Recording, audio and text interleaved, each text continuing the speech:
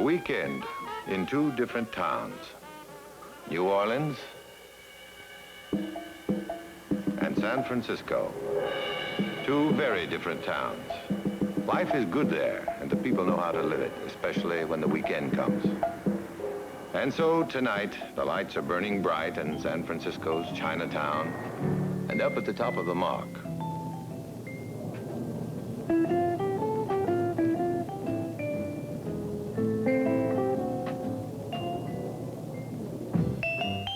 tomorrow's for sleeping late, a time for sightseeing or fishing or family picnics.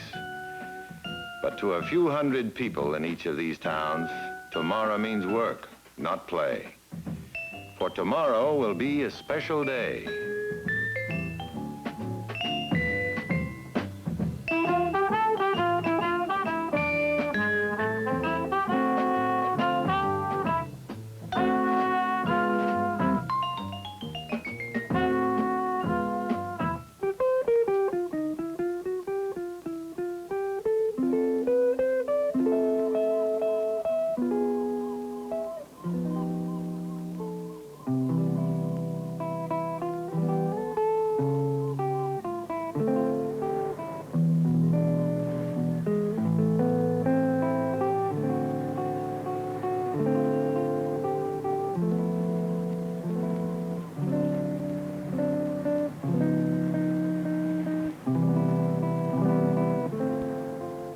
Early Sunday morning, the Bay Bridge to Oakland.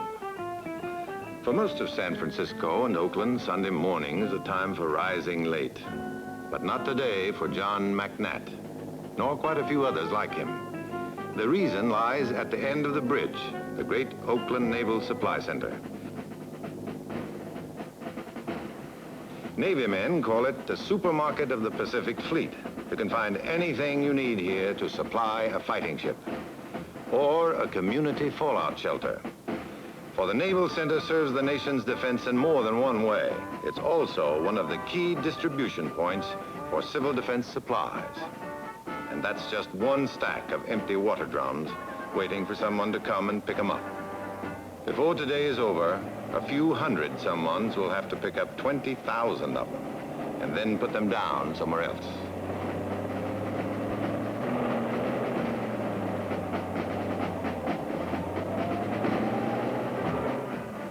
There'll be a few other things to pick up, too. Emergency food rations, medical and sanitation kits, radiological detection equipment. The Defense Department supplies them all, to towns and cities everywhere, as part of its program to expand and strengthen local civil defense.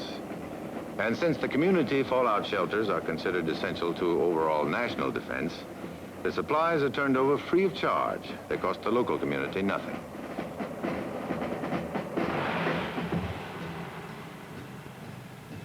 But they still have to be moved out of Defense Department warehouses and into your neighborhood shelters.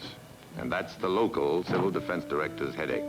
It's his responsibility, under the authority of the mayor and the city council, to do that job and do it as quickly and cheaply as possible.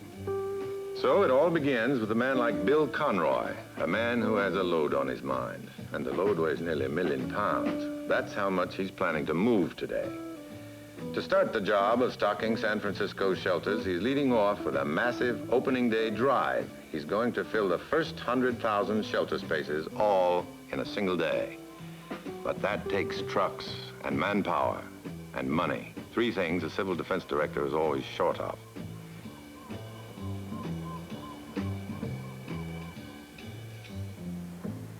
But a good one doesn't waste time worrying about what he lacks. He makes the most of what's at hand.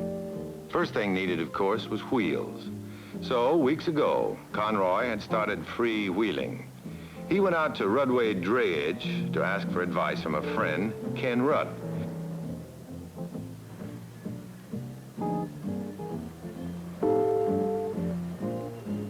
He told Ken what the problem was, asked for suggestions on how to approach it, and how to organize and appeal to other leading truckers and shippers.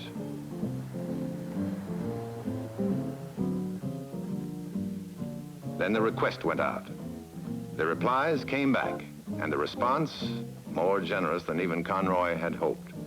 Before long, he'd rounded up 95 large tractor trailers, plus 35 lighter panel jobs for distributing the smaller loads, and turned down an extra 40 trucks that were offered but wouldn't be needed.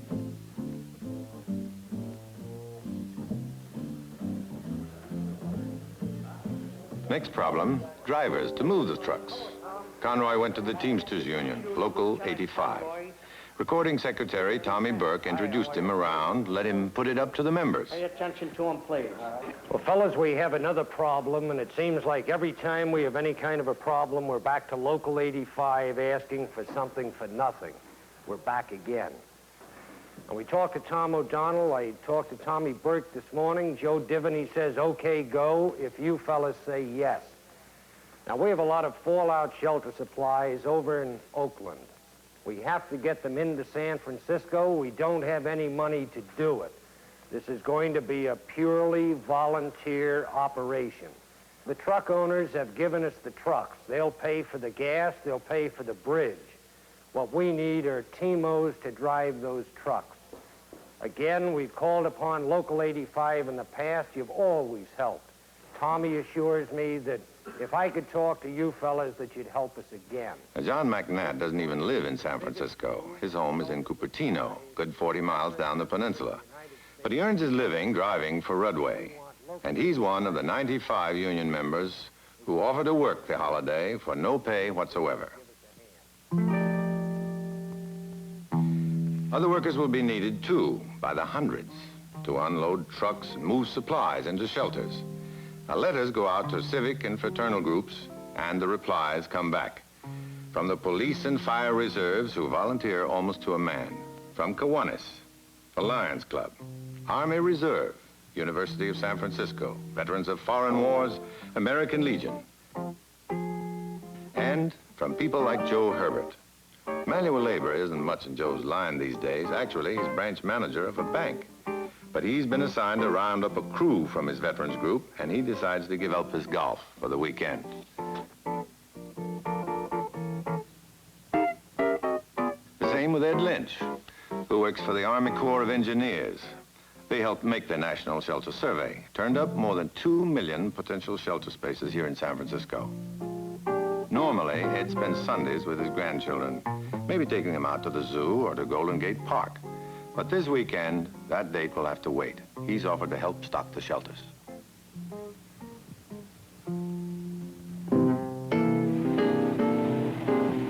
Across the country, in other towns, much the same thing's taking place. In New Orleans, 2,000 miles away, they're meeting at the new Emergency Operating Center, making final plans to open their own shelter stocking drive.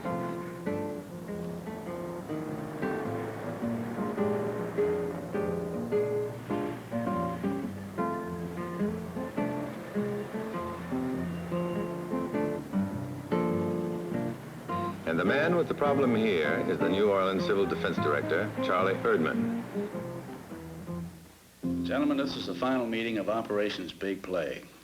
We're dealing with 117,000 sheltered spaces, and we're dealing with better than 1 million pounds of supplies. Are you ready? With Erdman, too, the need was the same, for volunteers who would serve without pay and give up a precious weekend holiday. Trucks will be at the port of embarkation tonight at 8 o'clock. The drivers that are donating their services will be at the port at 6 a.m. We've got about 60 or 65 units. Isn't that right, Vince? That's right, Charlie. We have some. The trucks and truckers were all lined up, but other helpers were needed, too, to do the weary work of unloading. And where did he find them? Well, some from a unit of the Air Force Reserve. He picked up others by calling the Young Men's Business Club of New Orleans. And some popped up in the least expected places.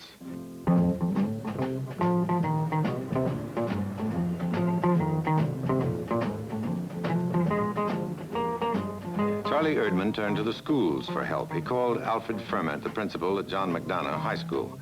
Some of the youngsters there are interested in hot rod cars. They formed a club called the Asphalt Angels. But actually, it's a service club, too, and not all their service is confined to their cars.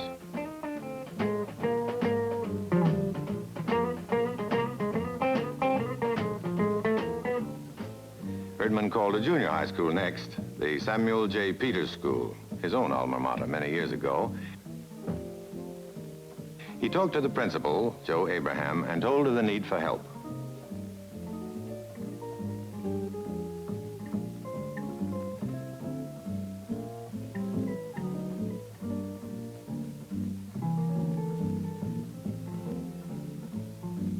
Students, may I have your attention, please, for a very important announcement. Attention, please. Among those listening, Yu Kin Chin, born 13 years ago in Canton, Communist China. But his parents fled to America long ago. Now his father has a business down on Gravier Street. Kin is just 4.5 feet tall, weighs in at only 59 pounds. It's kind of little for throwing big boxes around, but if the size seems small, still the spirit's willing. And so Erdman learns he has another volunteer.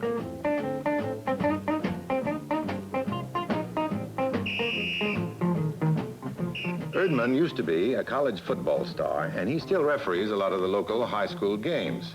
So his next call goes to the coach at Warren Easton High. He whistles the youngsters in from the field and fills them in on the score. You all remember Mr. Erdman. He's a good referee, even when he calls one against us. Well, now he's calling on us for something else. They're starting the shelter stocking drive, and he needs a few strong backs in the lineup. The kickoff this weekend.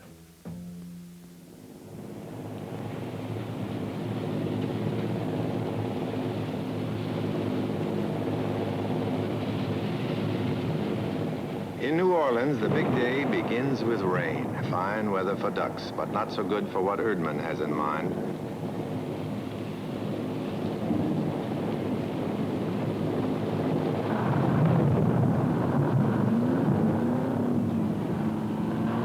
But the trucks have been preloaded the night before, and soon the rain starts letting up. The trucks begin to move out.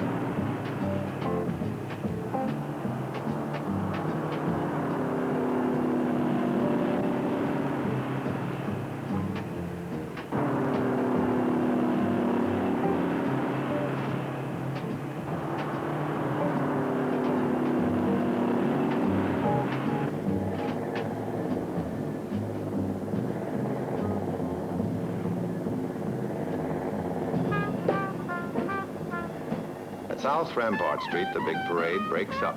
The trucks scatter toward different parts of the city, each heading for its own assigned shelter.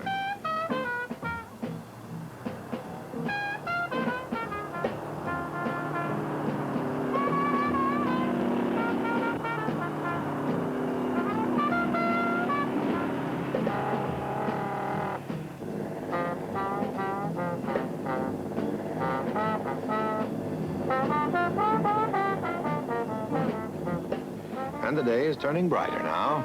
In Cathedral Square, the sidewalk artists are already out. You can buy a picture or have one painted and bask in the warm morning sunshine.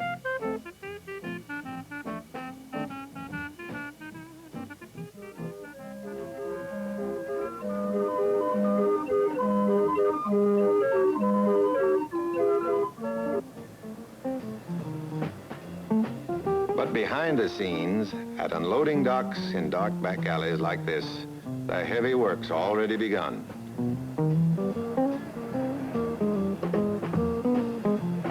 The youngsters unload the trucks, stack the supplies up at hotel and office receiving entrances, and there the regular building service workers take over, start rolling them into the shelters.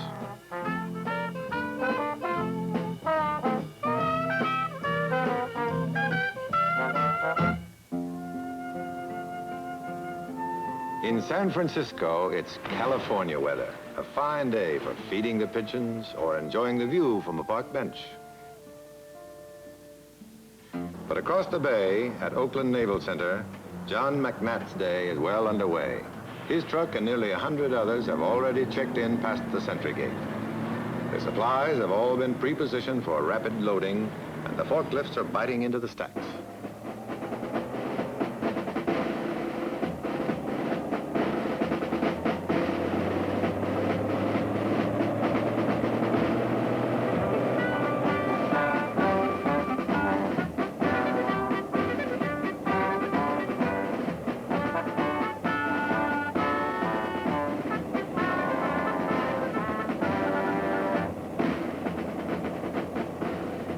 No, the water drums aren't leaking. They had a little rain in Oakland, too, last night. Actually, the drums won't be filled with drinking water until they're safely inside the shelters. Which is just as well for the volunteers who'll have to tote 20,000 of them today. For a civil defense water drum weighs only 10 pounds empty, 156 pounds after it's full.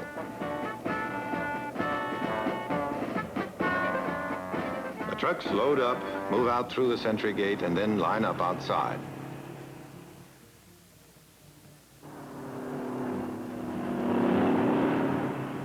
There, the civil defense dispatcher checks each one off, gives each driver his destination and final instructions. And then the trucks roll out down the highway toward the Long Bay Bridge leading back to San Francisco.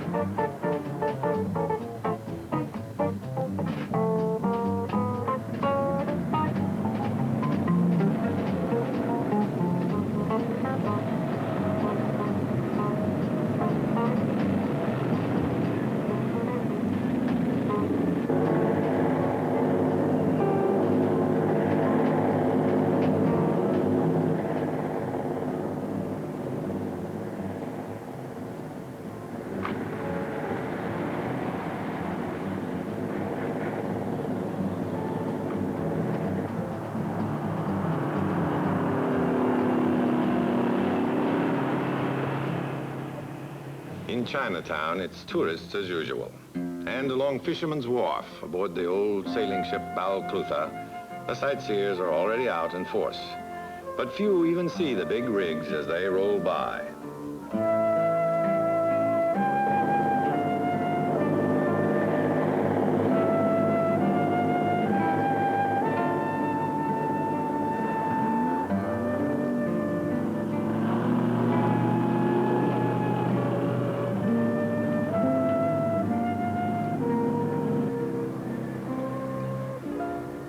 Some trucks head directly for the larger shelters like the Crown Zellebach building. In an emergency, there'll be fallout protection here for nearly 5,000 people. Joe Herbert and his crew are waiting here, a good many of them coming straight from church, still wearing their Sunday go-to-meeting clothes, and hardly expecting to be buried under this big a load.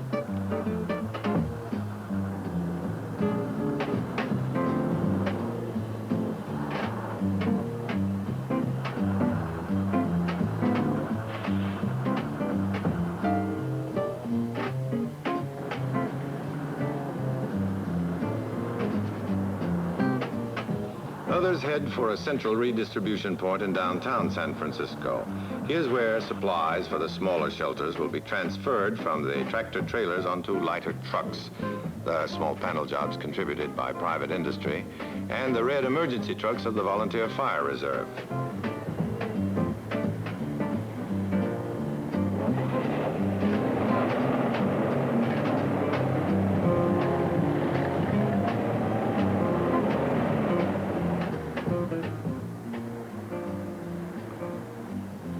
They'll make final delivery to the smallest shelters to be stocked today. Capacity, 50 people and up. Here it takes only a few men to do the job. In others, it takes a few more, and so they form an assembly line to try and speed up the job.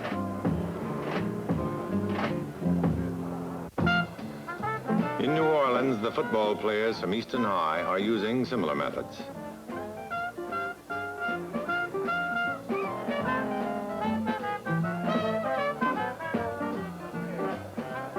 And outside another shelter, located in a big hotel, the Asphalt Angels have formed their own chain, aided and abetted by the smallest volunteer. Here, the hotel manager pitched in to help, and so did several of the passers-by. By noon, they'd all worked up quite an appetite, and the hotels and restaurants set up free lunch lines for the volunteers.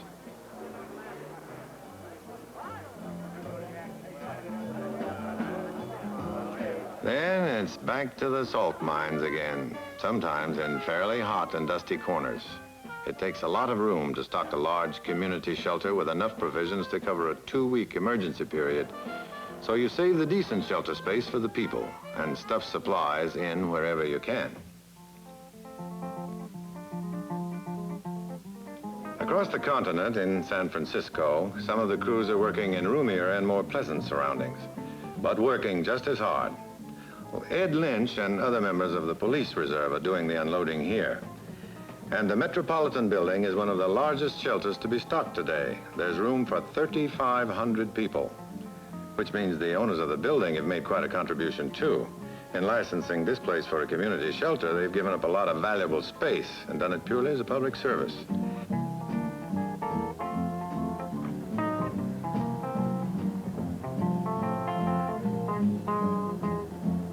The Metropolitan calls for one of the largest crews, while in other places there may be only one man to tote the weary load. Or a couple of old vets who forgot the ancient Army rule of never volunteer. But one way or another, the supplies roll in as the afternoon rolls on. The hours go slowly, but the work goes fast.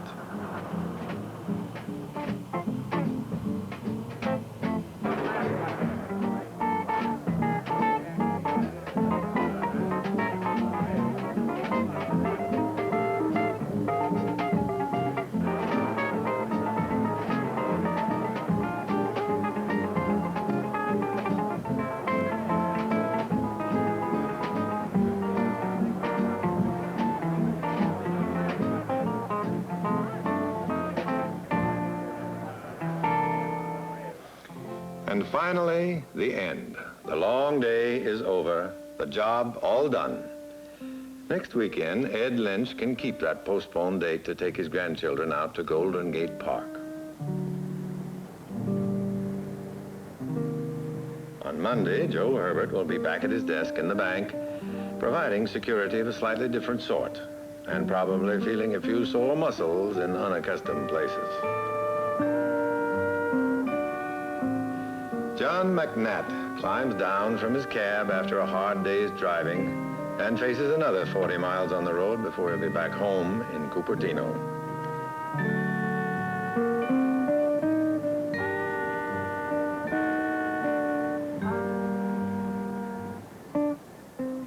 In New Orleans, Yu Kin Chin heads for his home, too, probably nursing some small, tired muscles himself and wondering if they've grown any during his day's work.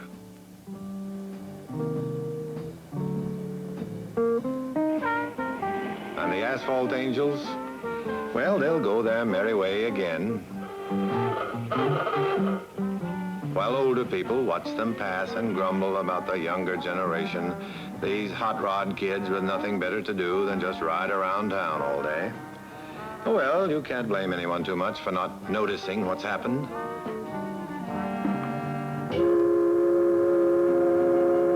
For in both New Orleans and San Francisco, the hometowners have been busy enjoying another fine, lazy weekend.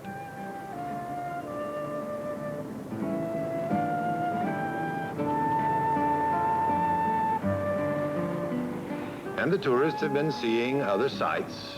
After all, holidays are meant to be spent in the enjoyment of living, not on more sober thoughts. And so tonight in both towns, the lights will be burning bright again, while the great supply depots will lie deserted and quiet. But New Orleans has stocked 117,000 community fallout shelter spaces this day. San Francisco, nearly 100,000. Only the beginning of a very big job, but still a good beginning. The two cities will sleep a little more safely tonight. It's been a day that made a difference.